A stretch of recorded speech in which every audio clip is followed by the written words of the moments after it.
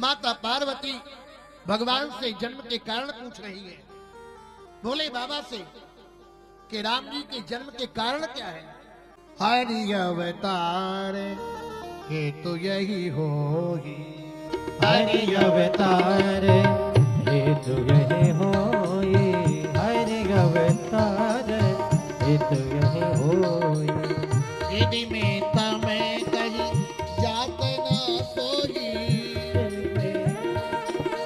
जात न सोई, यदि में तमें कहीं जात न सोई।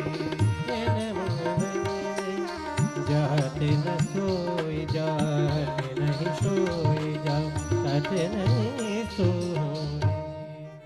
स्वयंभू मनुवर सतरूपा तिन ते भई नर सृष्टि अनुपा। दंपति धराम आचरण नीका,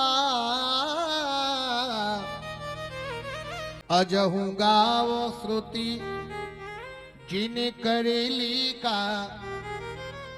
आज मनु महाराज सब कुछ है उनके जीवन में, सब आनंद मंगल है, सब प्रकार का मंगल है, लेकिन आज मन में वैराग्य हो गया। क्यों?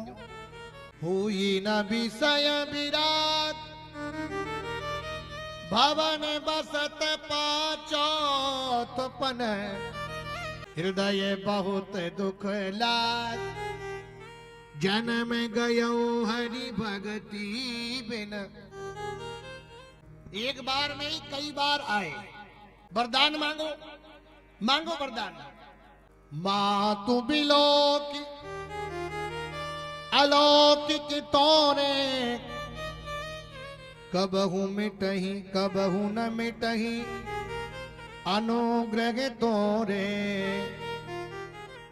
सतरूप ही बिलोक करी जोरे, देवी मांग बर। भगवान ने, माता ने कहा देवी, देवी नहीं, मैं तो मां सुनना चाहती हूँ। भगवान प्रकट हुए, बोले वरदान मांगो, क्या चाहिए? कहा चाहिए तुम्हें समान सुत। अब भगवान के समान कौन है? भगवान के समान तो भगवान ही है। बोले चाहिए तुम्हें समान सुत, प्रभु सन सहज सने। भगवान ने कहा तो मैं ही आ जाऊंगा, लेकिन आपको एक काम करना पड़ेगा। क्या? बोले आपको अयोध्या में जन्म लेना पड़ेगा दशरथ और कौशल्या के रूप में, तभी मैं जन्म लूंगा आपके यहाँ पुत्र के रूप में। महाराज दशरथ क्या है? मनु महाराज ही दशरथ के रूप में। ज्ञान शक्ति कौशल्या सुमित्रोपासनात्मिका, क्रिया शक्ति कैकेयी वेदो दशरथो नृपा। वेद के 3 कांड होते हैं, ज्ञान कांड, कर्म कांड और उपासना कांड। महाराज दशरथ साक्षात वेद की प्रतिमूर्ति है, वेद है। और राम जी का प्रादुर्भाव भी किससे हुआ? खीर के द्वारा। कहा आपको अयोध्या में जन्म लेना पड़ेगा। महाराज दशरथ के रूप में उन्होंने जन्म लिया। आज वृद्धावस्था में उन्हें चिंता हुई कि पुत्र नहीं है। आज महाराज दशरथ को चिंता हुई। क्या? एक बार भूपति मन मान, एक बार भूपति मन मांगी, एक बार भूपति मन मांगी। मैं गलाने मोरऊ सुत नागी, भई गलाने मोरे सुत आई। गुरु ग्रह गया तुरत महिपाला, गुरु ग्रह गयो तुरत महिपाला। चरण लागी कर विनय विशाला, चरण लागे विनय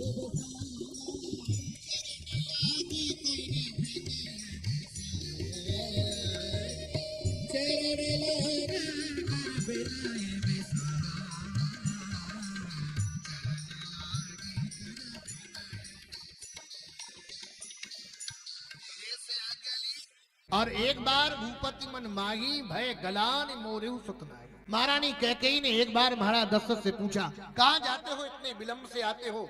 महाराज दशरथ ने कहा, कैकेयी मैं बैकुंठ जाता हूँ सदेह। कैकेयी ने कहा, क्या प्रमाण कि बैकुंठ जाते हो? कहा, जो पुष्पों की माला वहां पर पहनाई जाती है वो मृत्युलोक में पुष्प नहीं मिलते हैं, और इंद्र ने इनको वादा सिंहासन इनको प्रदान करता था, अपने समकक्ष बैठालता था। माला पहनाई, माला पहनाने के बाद इन्होंने वहां पर रखी और वहां से चले आए। मिलने के बाद आधे रास्ते में याद आया कि मैं माला वहीं पर छोड़ के आया। महारानी कैकेयी ने कहा था कि क्या प्रमाण में क्या बताऊंगा। वापस लौट के गए, तब तक इंद्र सिंहासन साफ करवा रहा था। यहाँ पर चक्रवर्ती सम्राट बैठ चुके हैं, वो निर्वंशी है। दशरथ जी ने कहा, मुझे लोग निर्वंशी कहते हैं। पीछे से कहा, इंद्र क्या कहते हो? इंद्र ने चरणों में गिर पड़ा, संसार के लोग आपको निर्वंशी कहते हैं। भगवान ने कहा, आज वापस आने के बाद कैकेयी को माला दी, और माला देने के बाद मन में गलानी हुई, और गलानी हुई तो किसके पास पहुंचे? गुरुदेव के पास पहुंचे। निज दुख सुख सब गुरु हूँ सुनायो। गुरुदेव के पास पहुंचे और गुरुदेव को प्रणाम किया। गुरुजी ने जैसे ही कहा, महाराज, गुरुदेव ने आज श्रृंगीरी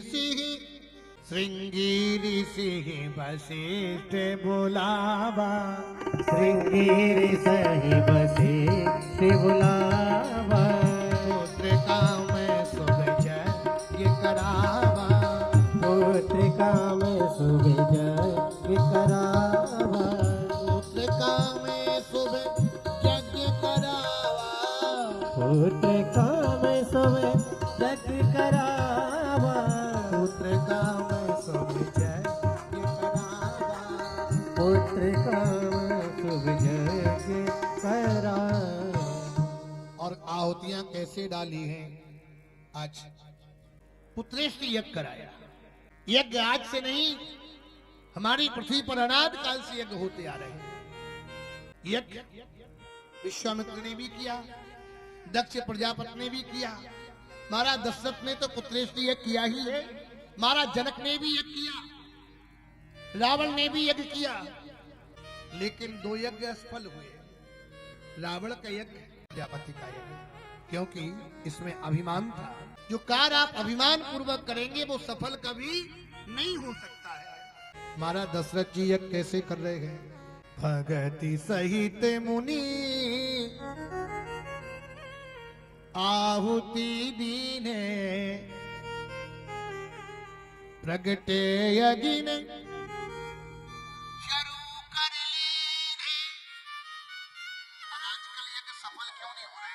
आजकल इसलिए सफल नहीं हो रहे, आजकल व्यक्ति कहता है स्वाहा, मैंने 2 लाख दिया, मैंने होता तो यज्ञ होता ही नहीं, स्वाहा मेरे बिना कुछ हो ही नहीं सकता है, वो यज्ञ कभी सफल हो ही नहीं सकता। लेकिन यहाँ पर भगति सहित मुनि आहुति दीने, प्रगटे अग्नि शुरू कर लीने।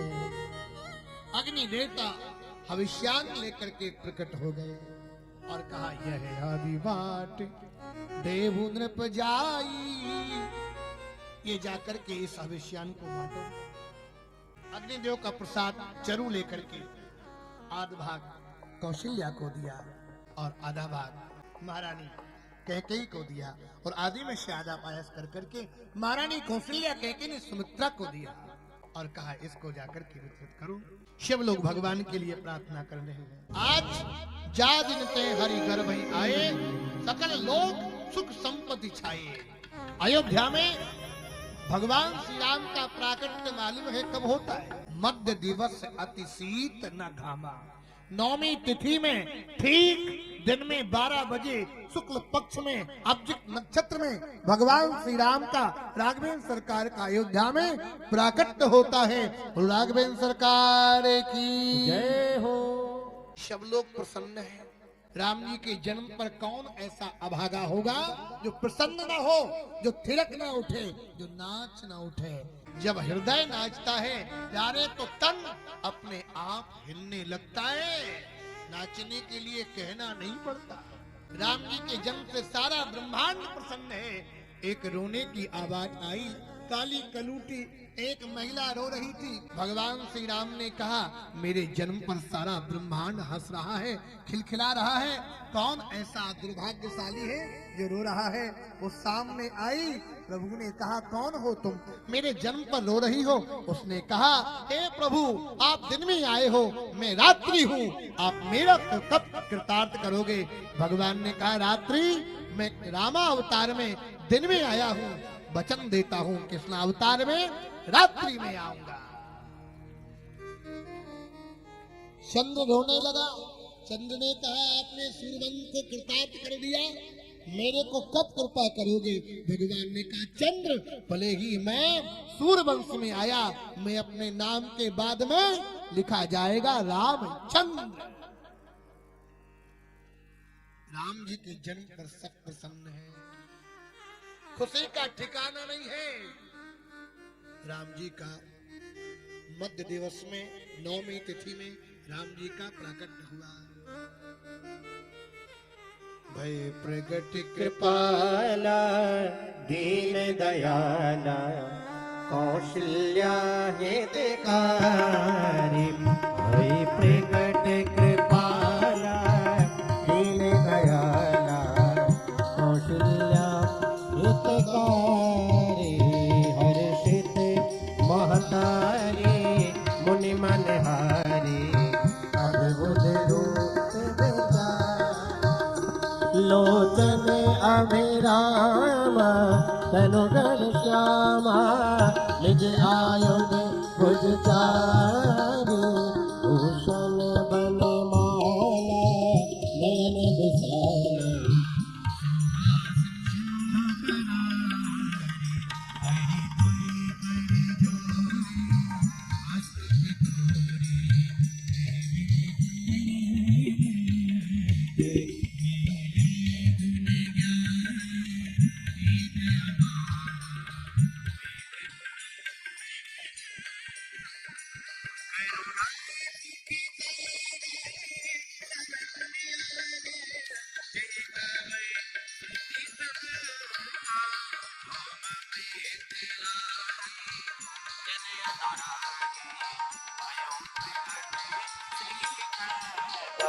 ब्रह्मांड निकाय निर्मित माया। रोम रोम गतिभेद कहे मम उर सोमारी। यह बिहारी सुनत धीर मत धीर। ओपि जान विज्ञान एवं